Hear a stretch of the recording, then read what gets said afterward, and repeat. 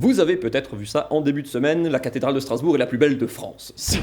Si, ça a été un match très très serré, une finale très accrochée. Ça s'est joué contre Guingamp au tir au but. Non, mais ça c'est un vieux papier de quand le Racing gagnait des matchs.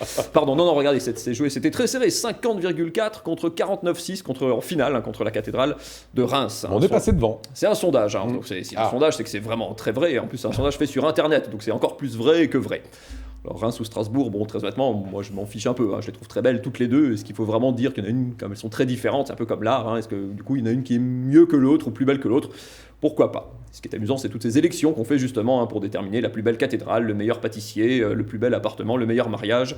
Il faut classer les films, noter les danseurs, donner des prix aux livres et aux films, c'est très, très tendance. C'est pas pour critiquer, c'est un peu un truc de fille quand même. Moi, la première fois que j'ai vu ça, c'est les concours de Miss France. Puis, comme elles sont pas d'accord entre elles, il y a Miss France, il y a Miss Prestige National, Miss Élégance. Il y a pour les garçons aussi, il y a un Mister France pour nous les hommes. Il y a les mini-miss pour les petites filles. Il y a des concours pour les femmes noires ou métissées, Miss Black. Il y a les concours pour les mamans, Miss Maman. Il y a les concours pour les femmes rondes, Miss Ronde. Et puis il y aura bientôt Miss Maman Black Ronde pour les femmes qui sont maman Black et ronde. Comme ça, au final, tout le monde gagne quelque chose et tout le monde est content. On avait beaucoup parlé aussi il y a quelques temps du village préféré des Français. On avait beaucoup parlé ici parce que c'est Kaisersberg qui avait gagné en 2017.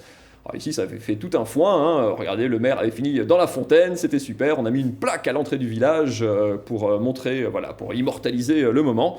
Alors évidemment, tout le reste de la France ne s'en souvient pas du tout, à moins de venir voir la plaque dans le village qui avait été volée d'ailleurs. Mais je vous mets au défi de me citer le village préféré des Français 2018 ou 2019, parce qu'évidemment, ça change tous les ans. Il faut un plus beau village chaque année.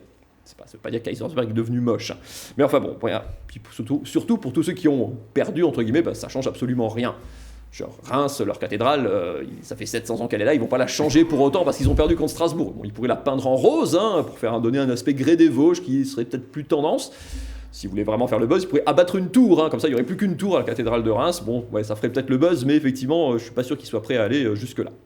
Ce qui est bien dans cette histoire de la cathédrale de Strasbourg, qui est donc la plus belle de France, c'est de récompenser une cathédrale différente, parce que vous n'a pas échappé du coup qu'elle n'a qu'une tour. Nous, on l'oublie un peu ici, à force de la voir tous les jours, mais elle n'est pas finie cette cathédrale. Les mecs à l'époque, ils sont pas allés jusqu'au bout du truc, et c'est un peu une escroquerie quand même. On ne sait toujours pas d'ailleurs pourquoi cette cathédrale n'a qu'une tour. On pense que peut-être qu'à l'époque, ils pensaient que les fondations ne tiendraient pas le coup si on mettait une deuxième. Peut-être, et c'est plus probable qu'il n'y avait pas assez d'argent pour finir. La cathédrale de Strasbourg, c'est un peu le père de Flamanville du Moyen-Âge. C'est un truc qui dure des siècles à construire, ça coûte une blinde et au final, ça marche toujours pas. Enfin, pour les touristes en tout cas. Peut-être qu'il y aura des touristes à Flamanville pour ça. Ce qui est important, c'est de mettre en avant la différence. Voilà, c'est très tendance aussi. On est un peu une minorité visible à Strasbourg avec notre cathédrale à une seule tour. On pourrait penser que c'est un handicap, mais en fait, non, pas du tout. Notre-Dame de Strasbourg, c'est un peu le Jamel Debbouze de l'art gothique. On peut avoir du succès quand même.